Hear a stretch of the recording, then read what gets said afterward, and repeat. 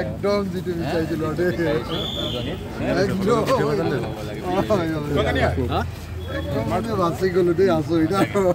কি ক'ব দুইজনকে সুধিছোঁ কি ক'ব এতিয়া বিশেষকৈ এক্সিট পোল ওলোটা হৈ গৈছে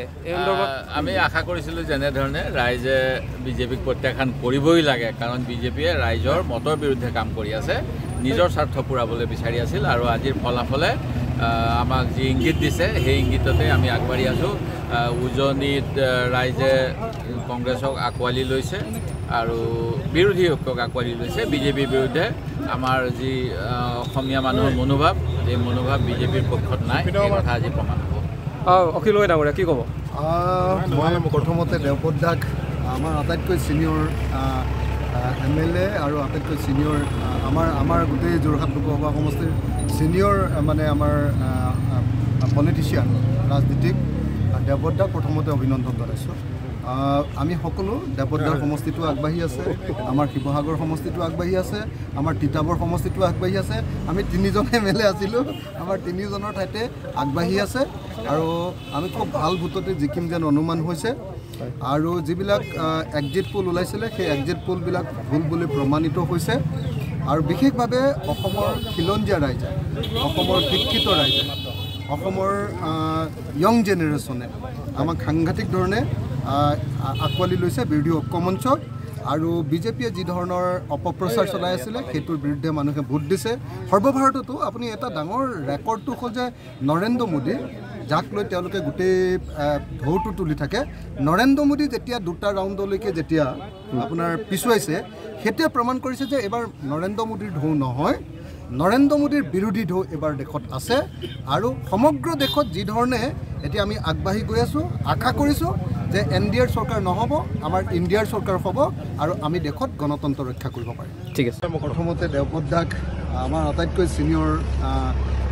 MLA আৰু আটাইতকৈ ছিনিয়ৰ আমাৰ গোটেই যোৰহাট লোকসভা সমষ্টিৰ ছিনিয়ৰ মানে আমাৰ পলিটিচিয়ান ৰাজনীতিক দেৱপদাক প্ৰথমতে অভিনন্দন জনাইছোঁ আমি সকলো দেৱপদাৰ সমষ্টিটো আগবাঢ়ি আছে আমাৰ শিৱসাগৰ সমষ্টিটো আগবাঢ়ি আছে আমাৰ তিতাবৰ সমষ্টিটো আগবাঢ়ি আছে আমি তিনিজন MLA আছিলোঁ আমাৰ তিনিজনৰ ঠাইতে আগবাঢ়ি আছে আৰু আমি খুব ভাল ভোটতে জিকিম যেন অনুমান হৈছে আৰু যিবিলাক এক্সিট পোল ওলাইছিলে সেই এক্সিট পোলবিলাক ভুল বুলি প্ৰমাণিত হৈছে আৰু বিশেষভাৱে অসমৰ খিলঞ্জীয়া ৰাইজে অসমৰ শিক্ষিত ৰাইজে অসমৰ য়ং জেনেৰেশ্যনে আমাক সাংঘাতিক ধৰণে আঁকোৱালি লৈছে বিৰোধী ঐক্যমঞ্চক আৰু বিজেপিয়ে যি ধৰণৰ অপপ্ৰচাৰ চলাই আছিলে সেইটোৰ বিৰুদ্ধে মানুহে ভোট দিছে সৰ্বভাৰততো আপুনি এটা ডাঙৰ ৰেকৰ্ডটো হ'ল যে নৰেন্দ্ৰ মোদী যাক লৈ তেওঁলোকে গোটেই ঢৌটো তুলি থাকে নৰেন্দ্ৰ মোদী যেতিয়া দুটা ৰাউণ্ডলৈকে যেতিয়া আপোনাৰ পিছুৱাইছে সেইটোৱে প্ৰমাণ কৰিছে যে এবাৰ নৰেন্দ্ৰ মোদীৰ ঢৌ নহয় নৰেন্দ্ৰ মোদীৰ বিৰোধী ঢৌ এবাৰ দেশত আছে আৰু সমগ্ৰ দেশত যি ধৰণে এতিয়া আমি আগবাঢ়ি গৈ আছোঁ আশা কৰিছোঁ যে NDAৰ চৰকাৰ নহ'ব আমাৰ ইণ্ডিয়াৰ চৰকাৰ হ'ব আৰু আমি দেশত গণতন্ত্ৰ ৰক্ষা কৰিব পাৰিম ঠিক আছে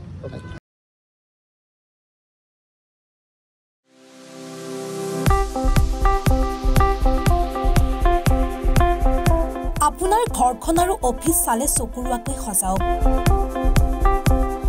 আজি আহক সকলো ধৰণৰ অত্যাধুনিক ফাৰ্নিচাৰৰ বাবে সিটি ফাৰ্নিচাৰ 6 মাইল গুৱাহাটী আমাৰ ঠিকনা 6 মাইল পাঞ্জাবাৰী ৰোড পুৰবিতাৰীৰ সন্মুখত গুৱাহাটী আমাৰ যোগাযোগ নম্বৰ 9435013969